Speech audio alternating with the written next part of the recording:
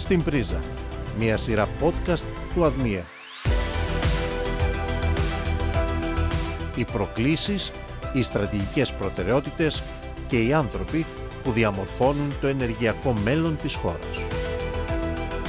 Στην Πρίζα, εκεί όπου η ενέργεια τροφοδοτεί τη συζήτηση. Hello, my name is Charis Floudopoulos. I'm a journalist from Capital GR, and I welcome you to another episode of Στην Πρίζα, the IPTO podcast, where we connect with key voices shaping the future of energy. Today, we're honored to welcome a leading figure in the European energy landscape, Rita Galli, CEO of DESFA, with decades of experience in the gas sector and pivotal role in Greece's energy transition. She joins us to discuss natural gas markets, infrastructure developments, and strategic outlook for the region. Rita, thank you for being here. It's a great pleasure to have you with us. Thank you very much. It's my pleasure to be with you to discuss about natural gas. So, let me start by the first question. The natural gas market in Europe is undergoing significant changes. How has DESFA adapted to the evolving landscape, especially in the wake of the energy crisis and shifts in energy sources? Let me say that the adaptation to this very volatile environment started in Greece, let's say, already since few years before the gas crisis, and that has been a very positive starting point because Greece has undertaken significant new interconnections and new import points in the sense that before 2022 TAP has been built, the Trans-Adriatic pipeline, and connected with the DESFA grid, as well as in 2018 the Revitussa terminal has been upgraded with the third tank and increase of the capacity. So when the crisis arrived, and also in the aftermath of the crisis, there were already the ability of the system to accept new sources of gas from different areas, different import points, and from different production countries. And this has improved even more through big investments that are taking place. On one side, it's well known about the entry into operation of the new FSRU in Alexandroupolis, of which we as DESFA are also co-shareholder. But also as DESFA, we are making a huge investment in the range of 1.4 billion as of today in order to increase the ability to offtake gas from different points and to send gas into different points, including exporting it to the neighboring countries. This is particularly relevant when it comes to the compressor stations. Let's say for the non-expert of the sector, one thing about gas flowing freely through the pipeline, but you need to push the pipeline and you need to increase the pressure for it to flow. And what is important in a grid, which is like a blood system, is the possibility to send vein and arteria, so to send it in different direction. And in particular, in our case, north to south, south to north, and east to west. So what we are doing is an important investment are entering into operation this year, and already some of them in the past years, is investing in our ability to take more gas in the grid and to send more gas either to the consumption points and to the neighboring countries. This has allowed us in 2022 overnight in April when the Russian gas supply to Bulgaria have been curtailed to revert the flows and supply 100% of the Bulgarian demand with gas from Greece. And even more so, we will be able, we have already doubled by the end of last year our export capacity from 2 billion cubic meter per year to 5 billion cubic meter per year. And this year we will reach 8.5 billion cubic meter per year of export capacity. So in a nutshell, what we need to have is a very well interconnected and flexible system. This is the critical characteristic of a network to, let's say, be well fit to cope with the huge volatility in the market. Mm-hmm. So the European Commission recently introduced stricter rules to curb the import of Russian gas. What impact do you foresee these decisions having on Greece's gas supply portfolio, DESFA's operation, and ultimately on prices? Let me say, with respect to the ability of Greece to replace Russian gas from the infrastructure perspective, we are already absolutely well equipped. If you consider that Greece has a total consumption of approximately 6, eventually 6 to 7 in the future billion cubic meter of natural gas per year, our import capacity, and leaving aside the import from Bulgaria of Russian gas, is already in the range of 14 billion cubic meter per year between Revitussa, or even 15 if we add also Kipi, the connection with the Turkey. So we have an import capacity between the two regasification terminals and the TAP and the connection with the Turkey, which is almost the double of our demand. So we do not expect a problem with respect to supply of the domestic market. What we expect is that there will be a growing utilization of our grid for exporting to our neighboring country, because the central countries like Bulgaria, Romania, Serbia, up to, let's say, Moldova, Ukraine, and Hungary, who do not have direct access to import terminal for LNG, will have to import more LNG, which will transit from different European countries, and Greece is well placed to be one of these. When it comes to prices, of course, the demand becomes more complex, because prices are not defined at national level. They are defined not even at European level anymore, but by the demand and supply of gas worldwide. What we can see is that already the prices in Europe are very much linked to the LNG, because it's the marginal source of gas, what we need to complete the supply in European level. And therefore, I don't expect a big change in the dynamic, and the prices will be very much linked to how much we need to compete as a continent with Asia for procuring LNG. Also, we need to consider that Europe has announced the phase-out of Russian gas from 2027, and by 2026-27, many new LNG liquefaction production plants are coming on stream, and there is a additional supply which will be available for the overall market.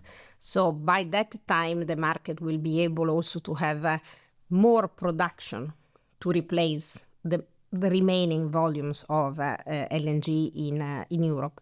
So I don't expect a problem from infrastructure perspective. There may be tension on the prices, but the tensions are more linked with how much LNG will be needed in Asia, the growth of the Chinese economy versus the ability of the producing countries, US, Qatar, African countries, and Australia, to supply the overall demand. Let me focus a bit more on prices on the short term. So what is your outlook for gas prices this summer and the coming winter, given that European storage sites were more heavily drawn upon this year? First of all, let's say that the storages utilization this year is absolutely in a normal range. What was a bit exceptional have been the last couple of years, where we had very mild winters. So we don't have to attach too much attention or concern to the level of storages of Europe, because it's absolutely in the physiological range, even a bit above the average of the past decade. So every winter the storages go down and are replaced in the summer. So what makes this summer a more challenging in a way, or peculiar, is the fact that prior to 2022, Russian pipe gas contributed a lot to this replacement of the storages. So this year, the replacement of the storage will instead be mainly through LNG imports. And so again, there will be a tension, since the LNG is purchased largely on a spot basis, between buyers in other continents, and in particular Asia, and buyers in Europe in a small period of time. So far, the prices have already, the future prices in the trading market have already anticipated this phenomenon. So let's say if the European Union has relaxed a bit the period within which the storages need to be replenished, and the Chinese economy continue not to remain a little bit subdued, and so not to need so much LNG. And then there is also all this issue about the tariff that create a bit of uncertainties for Asian buyer for US LNG. We may have some increases, but not dramatic. Mm-hmm. So, in terms of import diversification, what are the current shares of pipeline gas versus LNG in Greece, and how has this evolved over the past 2 years? What are your projections for 2025 and 2026? Well, first of all, making projection is always difficult because the imports of LNG depends a lot on the price of LNG and the price of pipe gas in that moment. And this is what we have seen in the last few years, in 2022. And we had, in 2024, we saw a significant decline of LNG imports that went from 40% of the previous years, which was quite constant, to 20%, 22, 26 to be precise. And then at the beginning of this year, we already are more in the range of 49%. So why this fluctuation? Because last year there has been a lot of cheap pipe gas injected in this region coming from Turk Stream from Russia. Therefore, let's say we had a moment of swing in which the prices pushed out a bit the LNG. Why LNG is coming? It's coming mainly because the gas demand is growing. And there is a limit to the amount of pipe gas that we can receive because the Turk Stream is a pipeline with a fixed capacity. And therefore, now that the gas demand is increasing and we need more gas, we are importing more LNG. Whether this will remain depends on how the gas demand keep growing and stabilizing, but the expectations are that the electricity production in Greece will remain quite strong with natural gas for export to the Balkans, and therefore this incremental demand will require gas, and in this case LNG, to keep coming to Greece. Mm-hmm. So, Greece is positioning itself as a regional gas hub.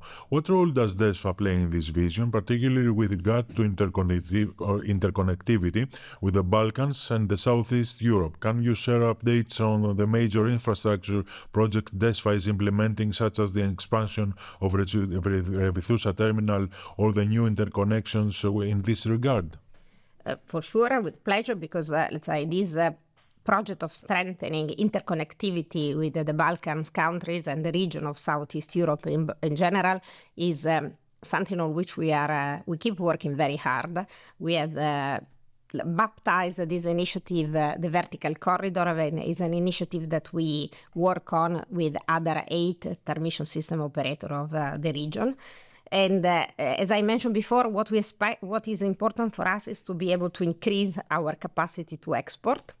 And this is happening mainly through 2 big compressor stations, which in Komotini, in the eastern part of the country, close to Alexandropoli, will allow the import from the Alexandropolis FSRU to be exported through ICGB up to even 5 billion cubic meter. And this compressor station, which is a state-of-the-art power-driven compressor station, the first in Greece, and which has been approved in 2022, now is going to come into operation by the end of September of this year. The other big project to increase interconnectivity is the Ambelia compressor station in the central part of the country, which will increase the ability to send gas south to north and vice versa if needed. And also this compressor station is being completed by the end of this year. I leave aside West Macedonia, which is a domestic project, but we have started the construction of the interconnection with North Macedonia. which of course, again, will be able to export initially 1 BCM and potentially up to 3 BCM. And our partners of the vertical corridor, starting from Bulgaria, are doing themselves investment to remove some of the bottlenecks and to allow this transmission of LNG from Greece, imported in Greece as gas and then transported to Central European countries. From October this year, Alexandroupolis will start receiving US LNG under a long-term contract from Venture Global, and so we expect we will start seeing really this export of capacity. And already Revitusa capacity has been fully committed for a few years. So let's say this initiative is materializing, and we will see the concrete result starting from this summer for the replenishment of the storages in Central Europe and growing up progressively in the next few years. So Greece is playing a pivotal role, especially with regards for the curb of Russian gas, so as to provide gas to other countries that are dependent now from Russian LNG, from what you say. Well, Greece can play this important role because it is one of the entry points for let's say, South and Central Europe. South and Central Europe have limited or no access to the sea, apart Croatia with the Kerch terminal in the European Union. Only Greece in this region has LNG access. And this means that with our project, we will be able to provide new sources of supply to potentially replace Russian gas, but also support the demand growth which is expected in the region. So, there are several new FSRU projects being planned. In your view, is there still room or market need for additional infrastructure of this kind? Let me say that looking at the market post-2027 without Russian gas, there is certainly the space and the need for a new import capacity. Then, whether this will come from Greece or from other countries, let me say, including Poland, Germany, and Italy itself, which are connected with the Central Europe, will depend on cost competitiveness, and also will depend on the market appetite for booking capacity in a new terminal in Greece or in the new terminals in Germany and in Poland. With respect to the demand per se, yes, there is the potential for one FSRU. I wouldn't say more than that, because not necessarily for the market, but because more than one FSRU would require a lot of pipeline investment, and this would make it very costly and less competitive than other import routes, which is always a very important thing to take into account. When it comes to one FSRU, there is the potential to do it. Let's also consider that FSRU have many benefits, including they are fast to build, but they are not flexible like a non-shore terminal, because they don't have storage capacity. They need to be emptied before a new ship can arrive. While, for instance, in Revitusa, we have 3 big tanks, and so we can store temporarily the LNG. And with the gas demand that becomes very much more volatile with the impact of renewables, we also have to take into account this element when defining if and where we can accommodate another FSRU in the system. Mm-hmm. Since the privatization of DESFA, how has the company evolved, and how did the Greek customers benefit from the privatization?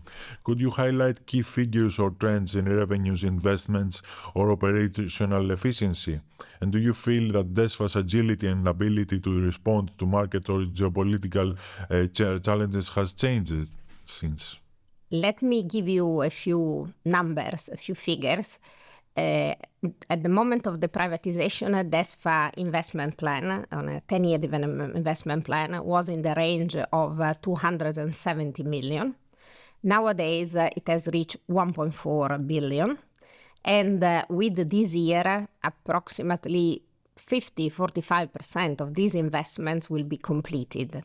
So many investments which have been approved in few years, very close by, will be not only being proposed, approved and permitted, but also completed.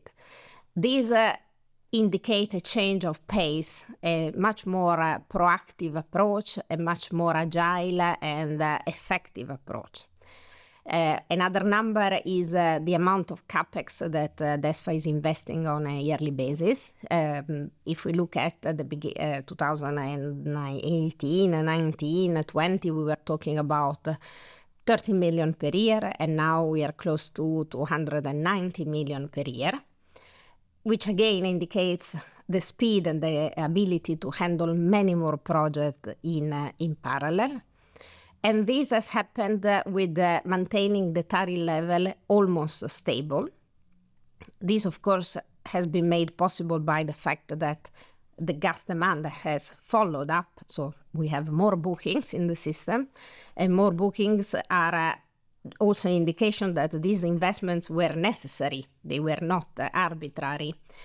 And let's say all this, in my view, indicates really how the company has very positively proacted to a very private mindset, which at the same time is very respectful of the history and the competencies of the company. Let's say no one has been laid off after the privatization. The company has hired, let's say, 1/3 of the current employees, but because we have also replaced the people retiring, and so we have grown in terms of mix of all the new competencies. And in the same time, we started working in the energy transition space.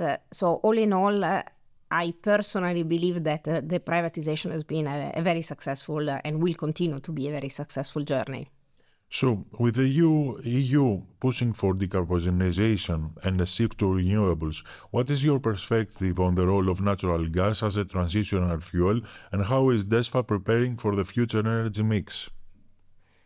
Let me say that at also the European level, we see clear signal of hopefully a much more pragmatic approach when it comes to the role of natural gas in comparison even to the last few years.